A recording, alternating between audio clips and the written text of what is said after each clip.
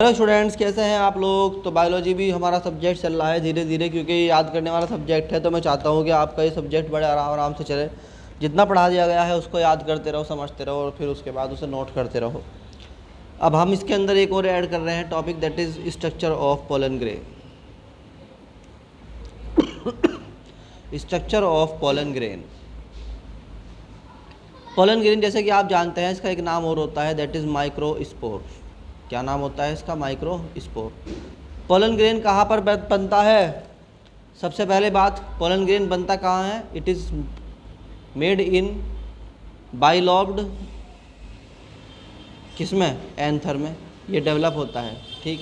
Number एक, it develops इन, कहाँ develop होता है? It develops in bilobed anther. पहली बात इसे याद कर लो। याद हो गई कि नहीं हो गई? ये बनता कहाँ पर है? ये बनता है बाइलॉब्ड एंथर में। नंबर दो, ये है क्या? ये एक स्फेरिकल पार्टिकल है। It is a spherical particle. It is a spherical particle है। ये एक स्फेरिकल शेप्ड पार्टिकल है, विच इज़, जो कि क्या है? ये यूनिसेलुलर है, यानी कि इसमें एक ही सेल होता है, दो दो सेल नहीं होते। पहली बात, यूनी न्यूक्लिएटेड, इस पर एक ही न्यूक्लियस होता है। और ये होता क्या है? It is haploid. ये ध्यान रखना कि ये हैप्लॉइड है, डिप्लॉइड नहीं है। ठीक।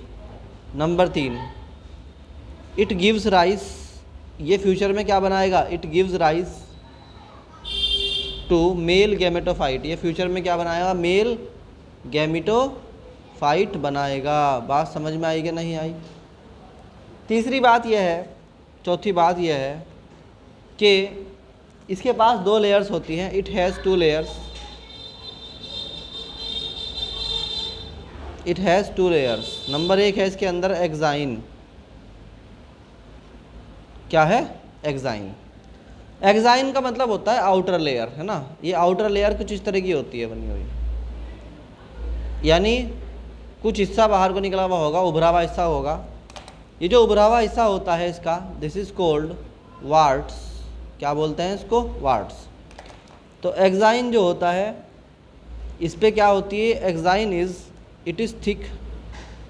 पहली बात, ये थिक है यानी मोटी है।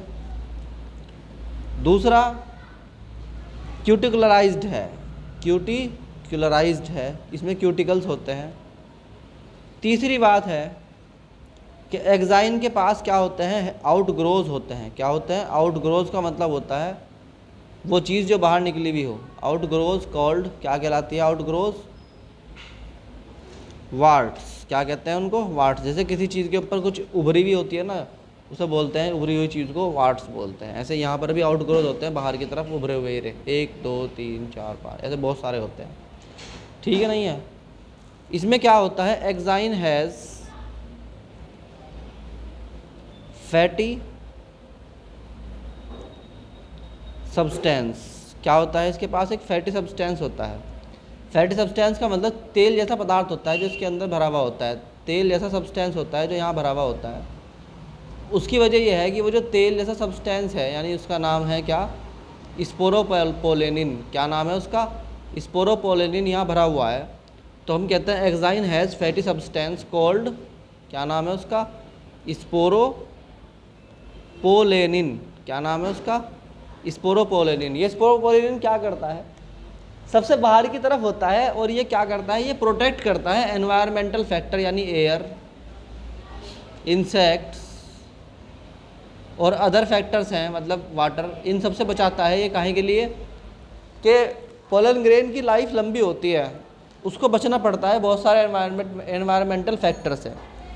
उसको पॉलिनेशन के थ्रू एक पेड़ से दूसरे पेड़ पे जाना पड़ता है, एक फ्लावर से दूसरे फ्लावर पे जाना पड़ता है। ये सारे फैक्टर्स वह हैं जो इसको बनाते हैं, इसको परेशान करते हैं। तो परेशानी में ये ख़राब ना हो जाए, उसके लिए इसे बचाना पड़ता है एनवायरमेंटल फैक्टर से। एंड दैट एनवायरमेंटल फैक्टर से बचाने वाला सबसे बड़ा जो कंपोनेंट है, सब्सटेंस है, दैट इज स्पोरोपोलेनिन, जो एक्साइन के अंदर होता है, यानी बाहरी वाले लेयर के अंदर होता है। दुनिया में कोई एंजाइम ऐसा नहीं है जो इस स्पोरोपोलेनिन को खा जाए और ख़त्म कर दे। There is no enzyme that क्या कर सके, डिग्रेड, जो डिग्रेड कर सके किसको, स्पोरो किसको, पोलेनिन को। बात समझ में आई कि नहीं आई?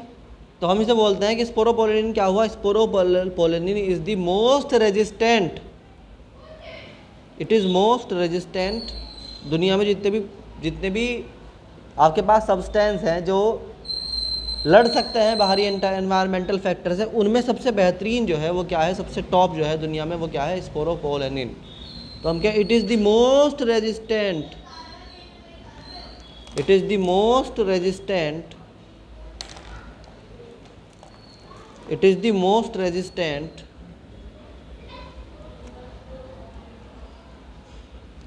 सब्सटेंस, है ना, सबसे मोस्ट क्या है, ये रेजिस्टेंट है।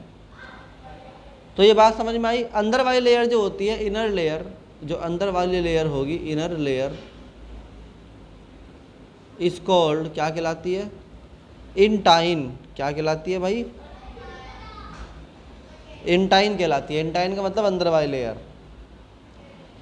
ये इसके मुकाबले, बाहर वाली के मुकाबले सॉफ्ट होती है। इट इज़ सॉफ्ट, ये क्या होती है, इट इज़ सॉफ्ट, ये हल्की होती है, मासूम यानी सॉफ्ट होगी। दूसरी बात कि ये थिन है उसके मुकाबले, यानी पतली है। और ये काहे की बनी हुई है भाई, देखो एक्साइन जो बाहर वाली है बनी हुई है किसकी, स्पोरोपोलेनिन की बनी हुई है। ये जो बनी हुई है it is made up of किसकी बनी हुई है, it is made up of cellulose. किसकी बनी हुई है भाई, ये सेल्यूलोस की बनी हुई है। तो बच्चों लास्ट पॉइंट इज दैट कि जो आपका यह है पोलन ग्रेन, इसमें नेक्स्ट पॉइंट इज के जो पोलन ट्यूब होती है उसमें एंटर करना होता है, उसके लिए इसके अंदर जर्म पोर होते हैं। क्या होते हैं, germ pores. There are pores on exine यानी कि बाहर वाली लेयर में कुछ छोटे छोटे क्या होते हैं, छेद होते हैं यहाँ पर, ठीक, बारीक बारीक क्या होता है, छेद होते हैं।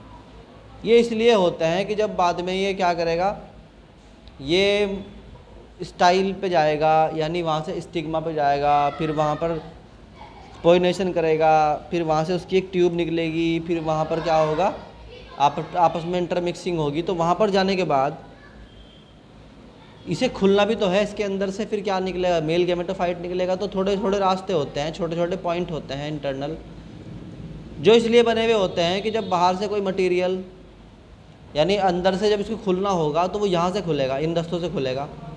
दीज आर कोल्ड जर्म पोर। क्या कहते हैं इनको, जर्म पोर कहते हैं, यानी कि फर्टिलाइजेशन के टाइम पे काम आते हैं। कब काम आते हैं भाई ये, फर्टिलाइजेशन के। तो there are some pores on exine